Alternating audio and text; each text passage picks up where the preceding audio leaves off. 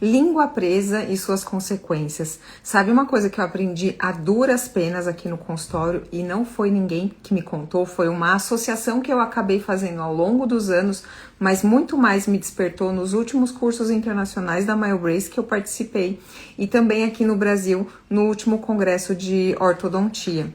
Eu observei com uma frequência muito grande a associação entre língua presa e mordida profunda, entre língua presa e um caso que a gente não consegue finalizar, língua presa e uma postura corporal que a gente não chega nos níveis que eu cheguei nesses pacientes que eu publiquei hoje aqui nos stories, como a Beatriz, por exemplo. Então, a gente está acostumado com em torno de 18 meses, num paciente em fase de dentição mista, a gente já ter conseguido corrigir toda a maloclusão dele, simplesmente o sistema MyoBrace, com o protocolo de aparelho e exercícios. Só que alguns pacientes, em especial, onde eu achei que eu sabia avaliar a língua, a necessidade de frenectomia, eu não conseguia dar continuidade na solução da sua postura corporal e também não conseguia garantir uma estabilidade, uma correta correção da deglutição atípica. Tudo isso porque eu subdiagnosticava a necessidade de frenectomia. E eu quis abrir essa live hoje em especial porque várias coisas aconteceram. Acabei de receber uma ligação, mas consegui, não derrubou a live. Acabei de pegar um outro modelo. Semanalmente eu recebo modelos assim. Semanalmente eu recebo casos de adultos e crianças com mordida profunda, onde quando eu vou avaliar a língua está presa no assoalho. Alguns muito evidentes, casos que o paciente mal consegue subir essa língua até o palato, e outros casos que nos geram dúvida, e por isso que eu comi bola por muito tempo. Só que com essas instruções, com esses cursos que eu assisti, teve um em Miami que foi muito importante, teve o ano passado no Panamá que também foi de extrema importância, só reforçando, e teve esse aqui no Brasil, no último congresso de ortodontia, que corroborou com esses estudos apresentados nos últimos cursos. E eu preciso gravar esse vídeo para deixar um alerta, porque aconteceu uma coisa muito desconfortável comigo. Na verdade, não foi comigo, eu diria que com a própria dentista que fez o que fez comigo. Eu recebia muitos pacientes de uma determinada dentista e por conta desse paciente ser da clínica, eu, ao invés de encaminhar para o meu cirurgião para fazer a frenectomia, que eu encaminho para um cirurgião especialista em periodontia, que faz para mim com todo zelo, capricho, ele tem muito jeito com crianças também. As crianças que eu encaminho para ele gostam dele e acabam sendo conquistadas por ele. Ao invés de eu encaminhar para esse cirurgião, eu encaminhei de volta para a clínica desta dentista que me encaminhava pacientes para fazer odontologia miofuncional. E quando ele chega lá, ela nega que ele tem necessidade de fazer a frenectomia. E era aí que eu queria falar com vocês. A frenectomia, ela é frequentemente menosprezada, subdiagnosticada e ela é negligenciada. Era isso que eu queria chegar, era essa palavra que eu precisava dizer. A necessidade de frenectomia, em sua grande maioria das vezes, ela é negligenciada por falta de conhecimento. Agora, uma coisa é eu negligenciar por eu ter estudado só até a página 2, e outra coisa é eu negligenciar porque eu não admito não conhecer o suficiente. O correto seria essa colega me ligar e falar: gostaria de conversar sobre a recomendação de frenectomia do paciente X, porque eu não entendi porque você quer, eu não vi dessa forma, eu com o maior prazer do mundo daria uma aula se precisasse, mostrando inclusive os meus slides e todos os meus pacientes que eu subdiagnostiquei e a diferença que aconteceu na transformação do corpo, da boca desses pacientes que precisavam apenas de uma frenectomia.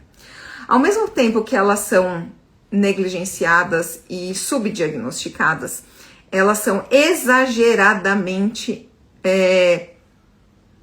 elas causam medo, como se fazer uma frenectomia fosse algo muito grave e um paciente que precisa muito, sabe?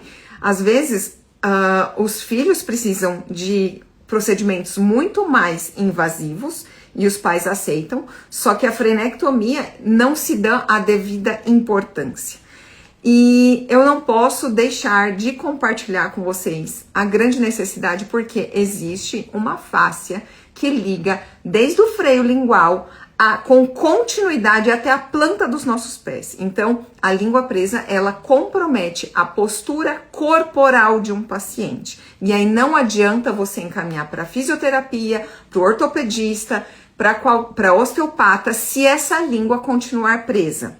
Ok? Não menosprezo, inclusive recomendo muito esses profissionais. Mas a gente tem que olhar um pouco mais profundamente na raiz dos problemas.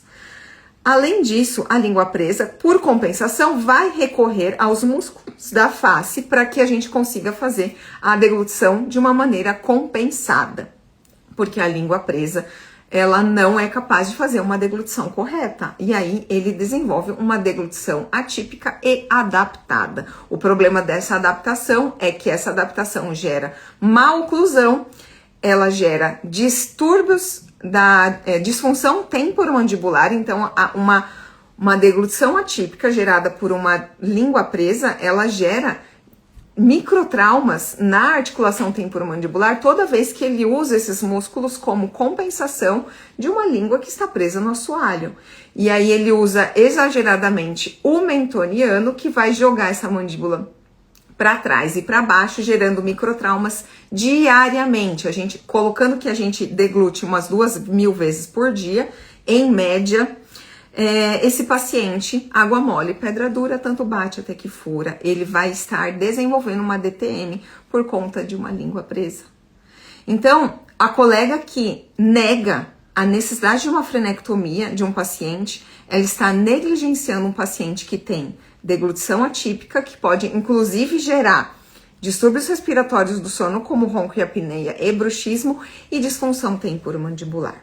É uma pena que esse paciente, essa mãe, não voltou aqui para que eu pudesse pelo menos explicar um pouco mais todas essas causas, porque uma vez que uma colega nega e ela é o primeiro contato dessa família, ela provavelmente tem um pouco mais de credibilidade ou de aproximação, até muitas vezes familiaridade e algo um pouco mais pessoal.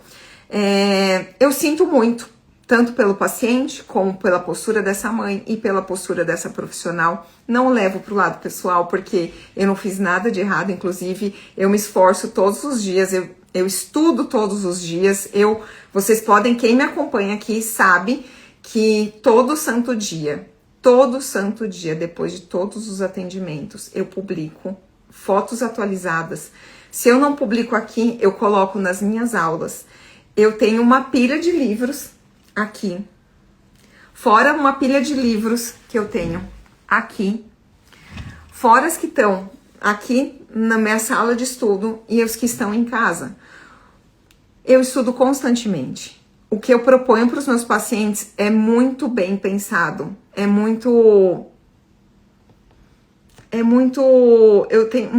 tenho muito cuidado para a informação que eu passo, eu tá falando ela com muita certeza. E às vezes, mesmo tendo certeza, eu recorro a alguns colegas, como eu tenho meu braço direito da ortodontia, que é uma grande amiga, meu braço direito da odontopediatria, que é outra grande amiga. Eu tenho profissionais na radiologia para perguntar quando eu tenho dúvida, que também é o meu braço direito na questão dos diagnósticos. Enfim, não é à toa, sabe? Quando você tem essa dedicação toda, eu não tenho peso na consciência nenhum. E também, ainda assim, se eu tiver observado que neste caso em especial, em algum momento eu venha enxergar que eu errei, eu vou recorrer ao meu erro e admitir, sabe? Falar, olha, eu errei, infelizmente esse caso eu não precisava e foi feita a frenectomia, foi feita a indicação. Mas pode ter certeza que quando eu recomendo é porque eu estudei bastante. Eu sou uma overthinker e isso em alguns momentos é muito ruim, mas a gente consegue muitas vezes tirar vantagens de de algumas características negativas que a gente pode ter, né? Então, de nada, Karine, é um grande prazer para mim poder contribuir de alguma forma com alguma informação. Se você não conseguiu pegar a live desde o começo, vou deixar ela gravada aqui e vou compartilhar no YouTube também. Mas quero finalizar dizendo que prestem atenção nos pacientes que a gente não conseguiu, mesmo depois de 1 ano e meio de odontologia miofuncional, corrigir completamente a postura corporal e você está com medo de recidiva porque não conseguiu corrigir completamente a deglutição atípica, tá bom? São sinais, são red flags, ainda vou montar um slide com isso. São red flags que a gente precisa, faz a gente voltar e reavaliar a necessidade de frenectomia. Eu espero num próximo evento para veteranos ter um espaço maior para eu poder falar e dividir isso com vocês também, tá bom? Um grande beijo para quem ficou até agora, para quem vai assistir depois.